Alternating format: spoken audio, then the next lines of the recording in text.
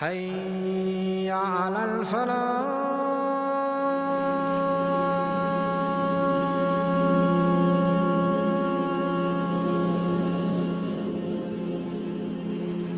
I wanted to give you 7 tips that will help you pray Qiyamul Layl. Number 1 is to not go all out when praying Qiyamul Layl.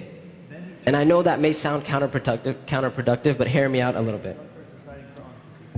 Now, we will be tempted to get up and pray like an hour of Qiyamul Layl or 2 hours of Qiyamul Layl because we're charged up and we're really excited about praying Qiyamul Layl, and you want to experience that spiritual time that I talked about. But I tell you to take it easy. That get up for 5 or 10 minutes. But get up for a time that you could be consistent with.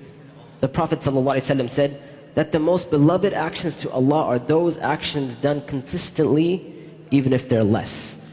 Meaning it is better for us to pray 5 minutes of Qiyamul Layl for the rest of our lives than to get up and pray 2 hours tonight, tomorrow we pray an hour, and then nothing after that. Tip number 2, make the intention to pray Qiyamul Layl before you go to bed. Now this is one of the amazing things that the Prophet ﷺ, it's like one of the tips that the Prophet ﷺ actually gives. The Prophet ﷺ said that a person who goes to bed with the intention to pray Qiyamul Layl, meaning before going to bed, they said, inshallah tonight I'm going to pray Qiyamul Layl. And they set their alarm and all that stuff. And they wake up in the morning and they realize Fajr is already in, and they missed Qiyamul Layl. The Prophet ﷺ said this person will not only get the reward for Qiyamul Layl, but they will also, this sleep will be a sadaqah for them, will be a charity from Allah. Meaning they will have a blessed sleep. They'll have barakah in their sleep. So if you made the intention and you got up in the morning, it's like a win-win situation. Alhamdulillah, if you made the intention and you woke up, you got to pray Qiyamul Layl. That's awesome. If you made the intention and you didn't wake up, you get the reward for Qiyamul Layl. So that's tip number 2. Tip number 3 is tell someone that you're going to wake them up for Qiyamul Layl. So call up one of your friends or a family member. I'll tell them, listen, I got you tonight. Don't worry about it. I'll wake you up. You tell them, I will wake you up for Qiyamul Layl, insha'Allah ta'ala. And you know what this is going to do?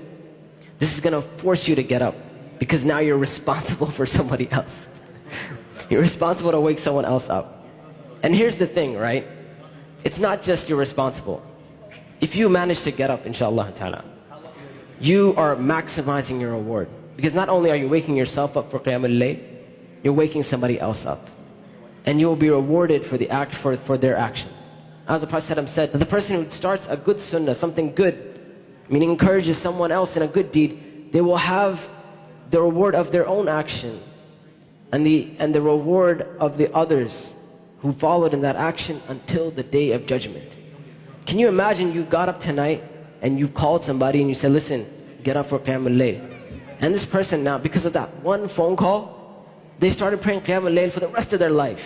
And you maybe, khalas, this is the only night you prayed Qiyamul Layl, you never prayed Qiyamul Layl again. This is the only night, khalas, you're like, okay, I can't do this, forget this. But they managed to pray Qiyamul Layl for the rest of their lives. Now you're getting reward for all of their Qiyamul Layl. I mean, that's just amazing. And imagine that they woke up somebody else and the reward continues for you until the end.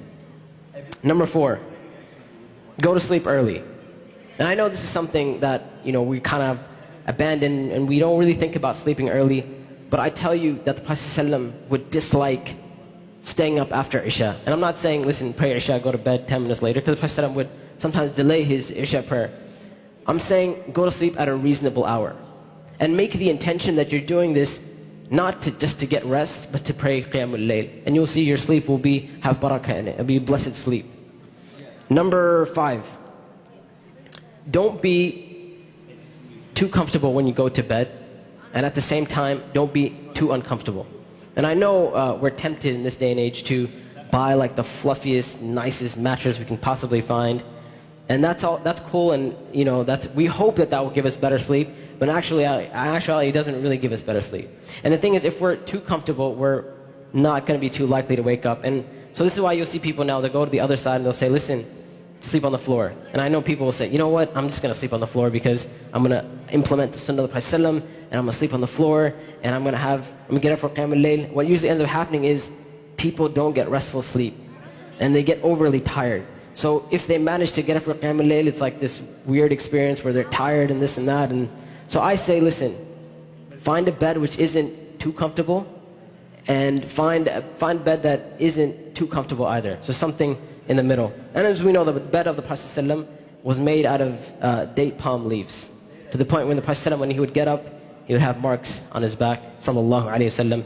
Number 6, go to sleep in a state of tahara, in a state of purity. And this was the sunnah of the Prophet ﷺ, and he instructed us to encourage us to go to sleep in a state of tahara. And you'll find that if you sleep in a state of wudu, you're doing a couple things. Number 1, you're reminding yourself of the sunnah of the Prophet ﷺ. So you're saying, listen, I'm implementing the sunnah of the Prophet ﷺ before going to bed. And this will cause you to have barakah in your sleep. Because you can have 2 people, they both slept 2 hours. And one person has no barakah in his sleep, and he'll get up and he'll be tired. But this other person who slept 2 hours, they had barakah, they had blessings in their sleep. So this 2 hours was like the most amazing sleep they had. So one of the ways to infuse barakah in our lives and in our sleep is to implement the sunnah of the Prophet ﷺ. So take the sunnah and apply it. My last tip, inshallah, and I'm going to end with this, is try not to eat and drink too much.